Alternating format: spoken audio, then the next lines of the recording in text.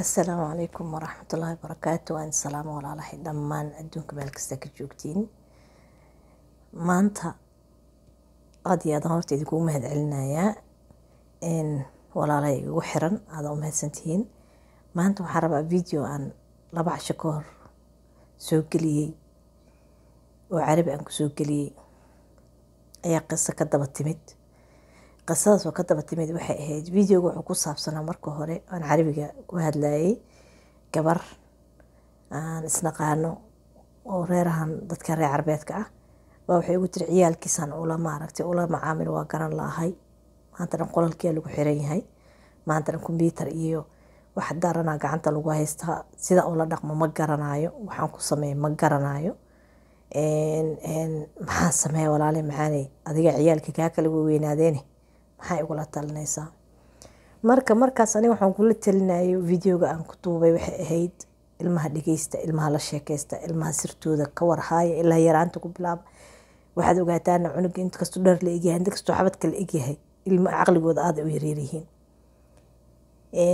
videoga sadaan soo koobo ciyaalka un tarbiyadooda iyo sida loola dhaqmo iyo wali cad ciyaalka yaryar ma ahan kuwa waaweyn aan ka hadlaynaa 17 16 wixii kasii koreeya in wiilashana lagu dhaho adarabti inuu gabdhaha kugu qodwa qaataan ama adiga ay kugu daydaan waa adigina dhaqan fiican la timaada gabdhahana aad ku tiraahdo wixii ka yar adiga hadaa si xun u dhaqantay walaalka biri ama walaasha ka yar si xun u dhaqmi doontaa adiga waa in laga qodwa qaataa sheekadii saas ku socoto oo videoga saas u duubay oo raba video kale aan diyaariyay xitaa hadda maanta ma soo dejinayo kana soo diyaariyay aan raba inaan soo duubo aan ku xijiyo waxa way kaas ugu xijina oo Soomaali ugu soo duubo waxa way xaleeto telefoon la igu soo xiray oo shaqo ah oo turjubaan ah gabar yaro 16 sano jirto Soomaali ah Soomaali waxay ka imaatay 2 sano ka hor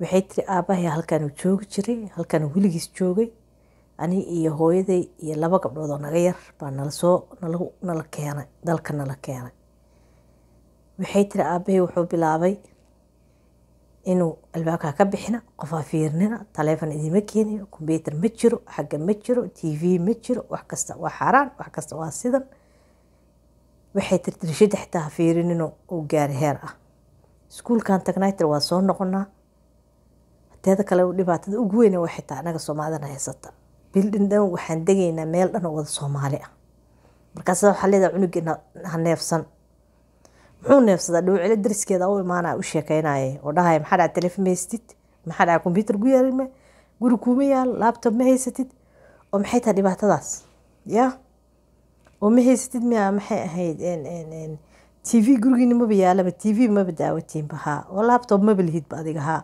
waxaan nolol maahan meesha ka kac waxay tiri si la iigu wadi maalin kasta iskuulka waxay tiri isheerka wax la gaari guriga xitaa la ii diiday inay qof soo galo وهو يكير ها قبر لو علم سو قلي كرت قول لو علها waxa wareerna aaba computer u baahana iskuulan ku jira maya ma jirto waxaas maanta dambe waxay tiri midaan saaxiibanahay oo iskuulka sadhigan oo xaafad aan la deganayno meel kale ka timaada tii waxay ugu tiri telefoon ku keenaya telefoon ii keentay telefoonkaas waxay tiri waa qariya meesha ku sheekaysana maanta dambe waxay tiri wiilal bay bartay wiilash waxay tiri iskuulka subaxii markii la iskuulka la aadaya iskuulka agtiisa markaa marayna baawarna ku qaadaa wana la soo wareejiya dharana loo soo gada waxa rabnaa nala soo cashaysiya cuntaana la siiya waxa rabnaa nala sameeya maanta dambe waxay tiri waxaan go'aansaday maxaa balaayadan iyo silacan ugu jiraysaa ma noloshaas dhex gashid dadkaas maalinba meel ku geynay oo maalinba meel ka soo qadaysiinay nolol wiliga arkin baa lagu gelinayay sidii ku raaxday waxay tiri markii guri kireysnaayo diyaar ahaa nala geeyay ani gabadhi waxay tiri gabadhu waa mid loogu tala galay inay gabdhaha soo afduubto oo shaqadeedu ay sidaba tahay oo lacag lagu siiyo waxay tiri gabadhi gurigii markii nala geeyay laba bari markii ay noo imaanayso subax naga tageysay waxay tiri gabadhu waa meel ka baxday hadda waxay tiri guriga maalin kasta nimana imaanay waxay tiri aniga aabahay kiisan ka soo cararay oo ku xirnaa guriga oo inta fiin ka soo cararay waxaan galay tiri maxaa la jiray jeel kalaan galay. jeelka kale waxaa iisii kor saarnaayay tiri waxa laala wixii niman meesha imaanaya ama madow ha noqdaan ama soomaali ha noqdaan ama caddaan, waana soomaali wiilasha iibinaya gabadha yartaa jirkeeda. waxay tiri waxa laala wixii yimaada qolkaas. waxay tiri markii ninku uu baxo waa lagu soo gala waxa lagu leeyahay orod soo qubayso soo nadiif. cuntada waxay tiri waa lagu keenaya albaabka ma ka bixi kartid. waxay tiri jeelka sida ugu jiray baa maalintii dambe guriga booliis soo jebiyey. booliiskii marka wuxuu keenay meel xafiis kuwa dowladda ciyaalka ilaa waa 17 sano hadda galaysaa. almost 3-4 bilood ku jirta rafaadkaas. kii dhalayna ilaa hadda report booliis ma samaynin. ilaa hadda booliis ma soo wicin. tii dhashay sidoo kaleeto. maxay idin la tahay marka waxaas? diintaas maxay tahay marka? booliiska xitaa muu soo wicin oo modin gabadheeda misgareynaya. wuxuu yiri masuuqay gashaa ha gasha dhaafa baxdo. ma tag soo carra ka daba ooy. waxay tiri hooyadii marka meesha children aidkii maada wacay. hooyadii isku ooynaysay xagee aaday xagee ka baxday. dee niman baa raacay ma dhihi kare waa la idafay un baan ku iray tiri hooyo. niman baa idafay. waay aabahay booliiska u waay aabaha wuxuu yiri tiri ma ku arki karo waan ku deeriyay bas waa. dib dambe guriga uguma soo noqon karta. labada kale iga haleynaysa. labada kale already isaga haleeyay. ilaahay inkaara guride. wallahi waa iga oysiisay gabadhaas yartaa sheekadeeda markay uga sheekeynaysa naagta. ingiriis xitaa ma taqaana fiican. dalka waxaan 6 bilood ahaynay joogtaa. 7 bilood aan joogay tiri. waxa waaye annaga ku sameynayna ciyaalka iyaga waxaas. xagee lagu arkay waqtigan la joogo 2021 ku jirnaa ilmo jeel la gelinayo oo la xirxiraayo oo telefoon hadhowna human traffic yaa diyaar u ah oo ka haysanayo lacag ka sameynaayo. adigina banaaga ku tuurtay diinana sheeganaysaa.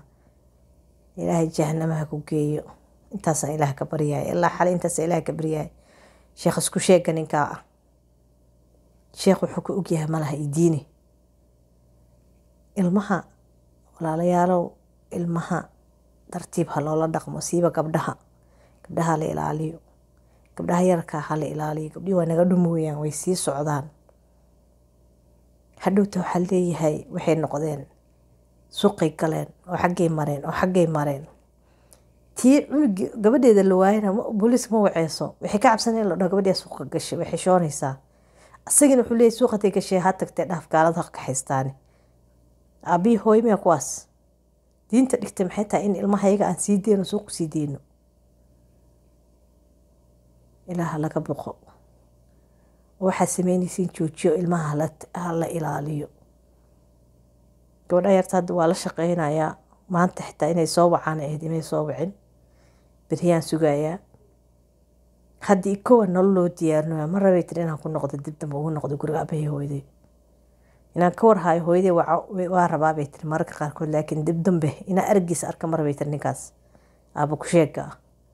waagii horena anagoo yaryarna daadii Afrika nooga soo tegay. hadda markuu sponsor nagu keenayna almost 3-4 sano sponsor la sugaaya. sponsor dadka ugu horeeyay koronada markay xoogaa soo furfumo tala keenay ahaayeen. bal waxaas fiiri.